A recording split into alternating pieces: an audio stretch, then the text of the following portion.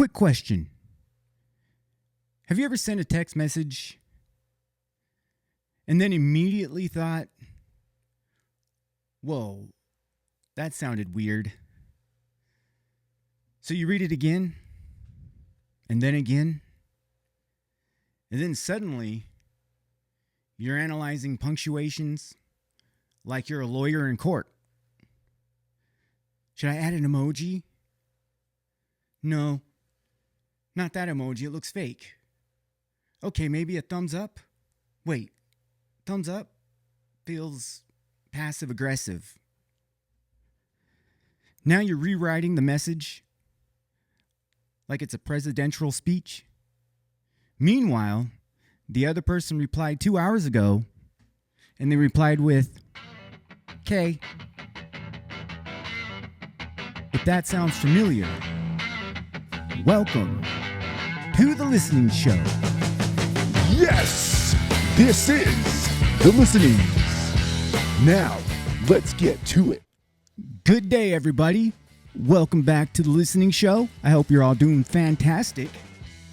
Tonight, we're talking about something many of us are extremely talented at, and that is overthinking. Some people run marathons. Some people climb mountains. Some people even start businesses. And some of us can turn one small thought into a 3-hour mental documentary. You replay conversations. You analyze text messages over and over. You imagine situations that haven't even happened yet. Your brain basically becomes a full-time investigation department. So tonight, we're talking about overthinking. And before we go any further,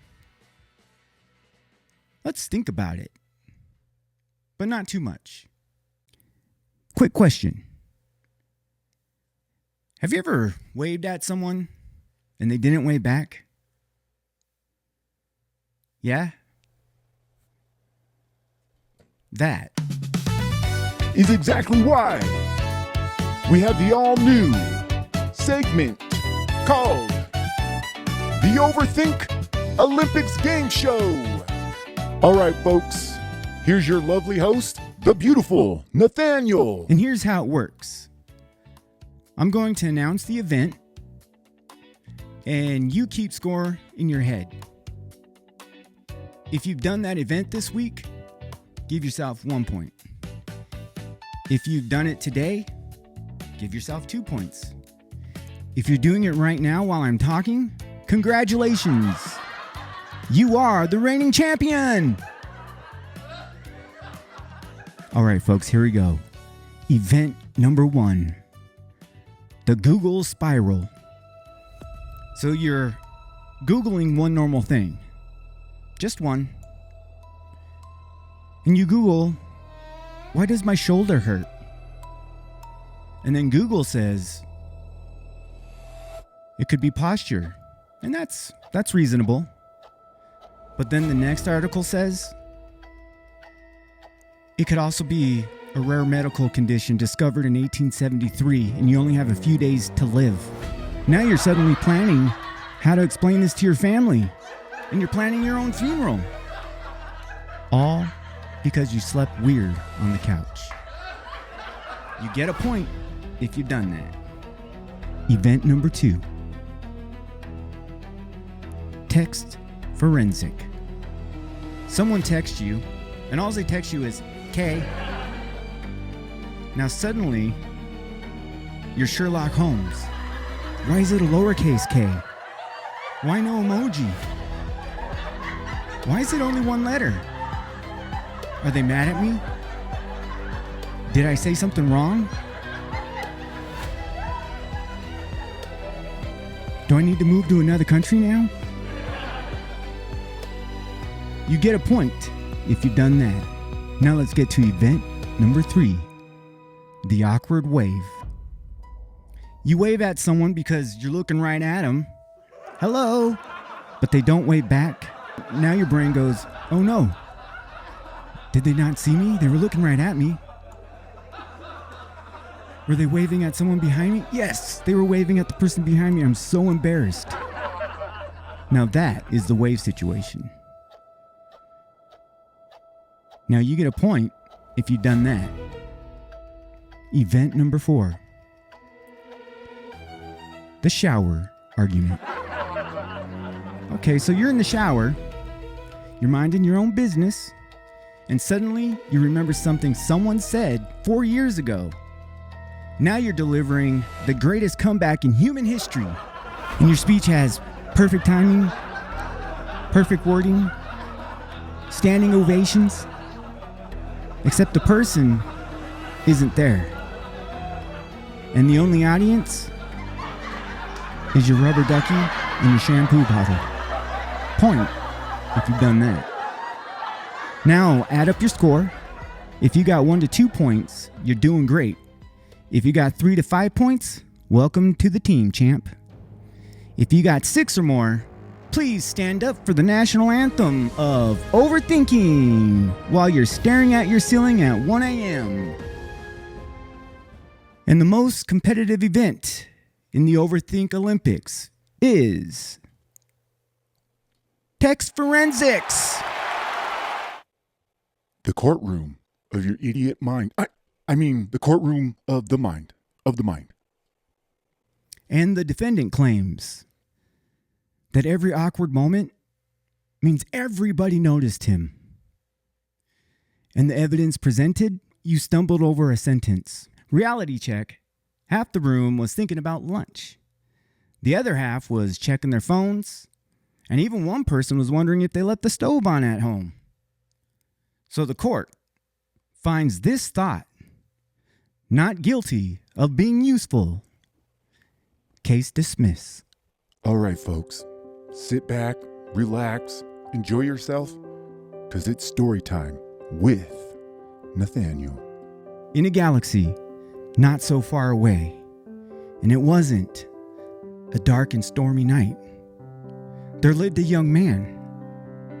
And one day, he was about to send a message. Nothing serious, just a normal message. And he stared at it for way too long. And he typed it, he deleted it, and then he typed it again. But this time, he changed one word, and then he deleted it again. At some point, he realized something. He wasn't sending a message anymore. He was negotiating with his own fear. And he caught himself laughing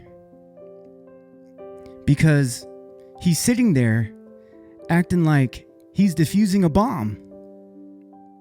It's a text.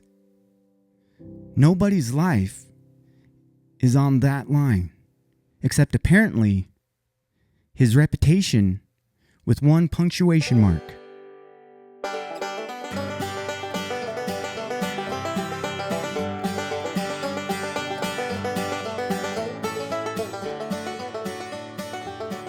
There's a verse that says, "Do not be anxious about anything, but in everything, by prayer and petition, with thanksgiving, present your requests to God. And the peace of God, which surpasses all understanding, will guard your hearts and your mind in Christ Jesus." And that's Philippians 4, verse 6 through 7. And I love that it says the peace of God will guard your mind. Not just peace in general, not temporary calm, the peace of God. Because sometimes our minds feel like a place where every thought walks in. Fear walks in. Worst case scenarios walk in. Random memories from 10 years ago walk in. But the peace of God stands at the door and says, we're not letting everything in tonight. And that kind of peace doesn't come from thinking harder. It comes from handing things over to God instead of carrying them alone. Just give it to God, people.